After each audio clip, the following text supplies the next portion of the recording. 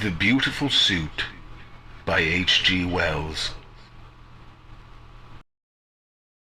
There was once a little man whose mother made him a beautiful suit of clothes.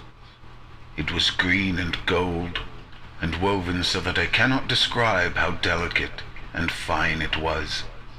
And there was a tie of orange fluffiness that tied up under his chin, and the buttons in their newness shone like stars. He was proud and pleased by his new suit beyond measure, and stood before the long looking-glass when first he put it on, so astonished and delighted with it that he could hardly turn himself away. He wanted to wear it everywhere, and show it to all sorts of people. He thought over all the places he had ever visited, and all the scenes he had ever heard described, and tried to imagine what the feel of it would be if he were to go now to those scenes and places wearing his shining suit. And he wanted to go out forthwith into the long grass and hot sunshine of the meadow wearing it. Just wear it. But his mother told him no, and she told him he must take great care of his suit, for never would he have another nearly so fine. He must save it and save it, and only wear it on rare, great occasions. It was his wedding suit, she said, and she took the buttons and twisted them up with tissue paper, for fear their bright newness should be tarnished.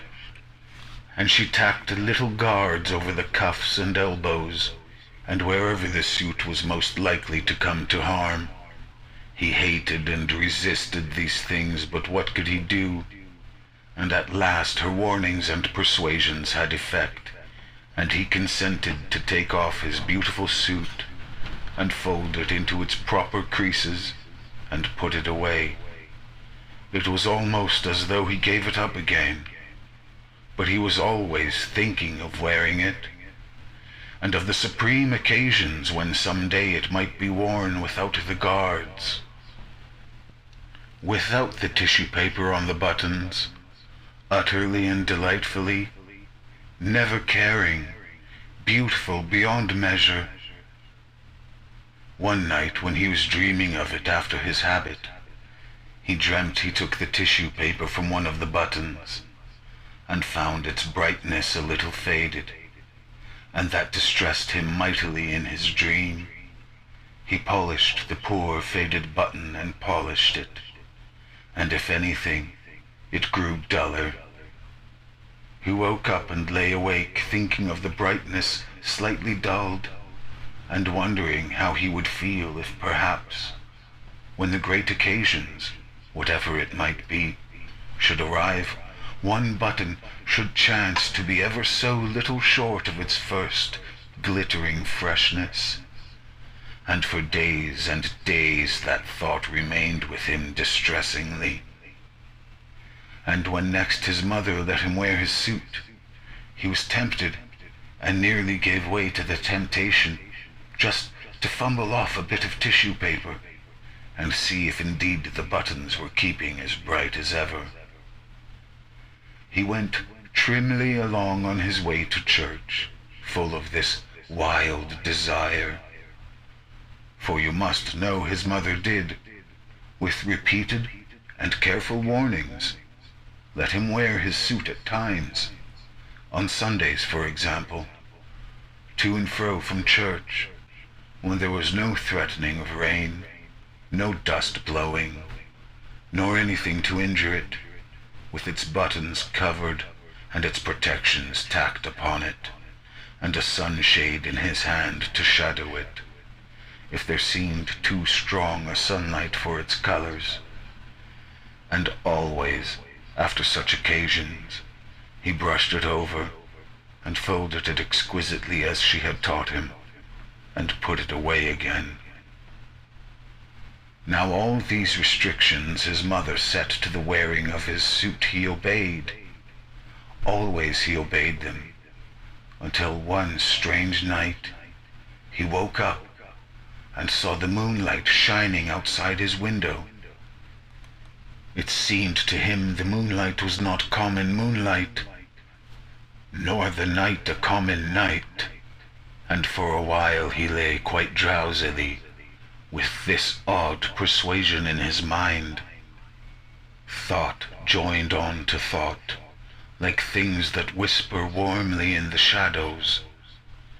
Then he sat up in his little bed, suddenly very alert, with his heart beating very fast, and a quiver in his body from top to toe. He had made up his mind. He knew that now he was going to wear his suit as it should be worn. He had no doubt in the matter. He was afraid, terribly afraid, but glad. Glad. He got out of his bed and stood for a moment by the window, looking at the moonshine-flooded garden, and trembling at the thing he meant to do. The air was full of a minute clamor of crickets and murmurings, of the infinitesimal shouting of little living things.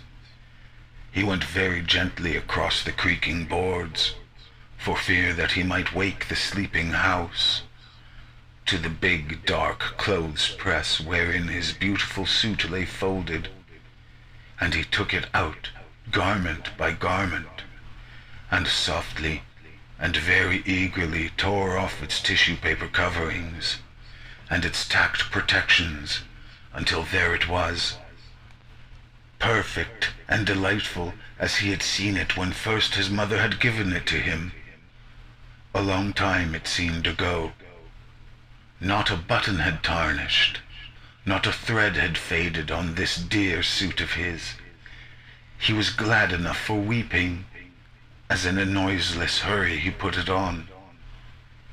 And then back he went, soft and quick, to the window that looked out upon the garden, and stood there for a minute, shining in the moonlight, with his buttons twinkling like stars, before he got out on the sill, and making as little of a rustling as he could, clambered down to the garden path below. He stood before his mother's house, and it was white and nearly as plain as by day, with every window blind but his own shut like an eye that sleeps. The trees cast still shadows like intricate black lace upon the wall. The garden in the moonlight was very different from the garden by day. Moonshine was tangled in hedges, and stretched in phantom cobwebs from spray to spray.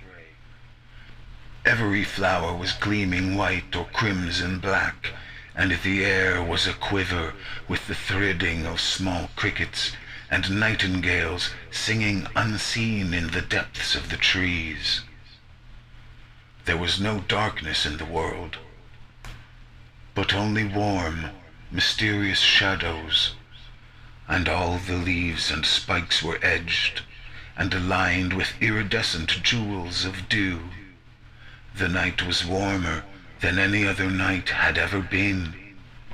The heavens, by some miracle, at once vaster and nearer, and in spite of the great ivory-tinted moon that ruled the world, the sky was full of stars.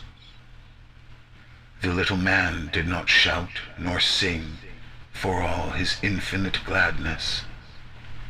He stood for a time like one awe-stricken, and then, with a queer small cry, and holding out his arms, he ran out as if he would embrace at once the whole round immensity of the world. He did not follow the neat set paths that cut the garden squarely, but thrust across the beds and through the wet, tall, scented herbs, through the nightstock and the nicotine, and the clusters of phantom white mallow flowers, and through the thickets of southernwood and lavender, and knee-deep across a wide space of mignonette. He came to the great hedge, and he thrust his way through it, and though the thorns of the brambles scored him deeply and tore threads from his wonderful suit, and though burrs and goose-grass and havers caught and clung to him, he did not care.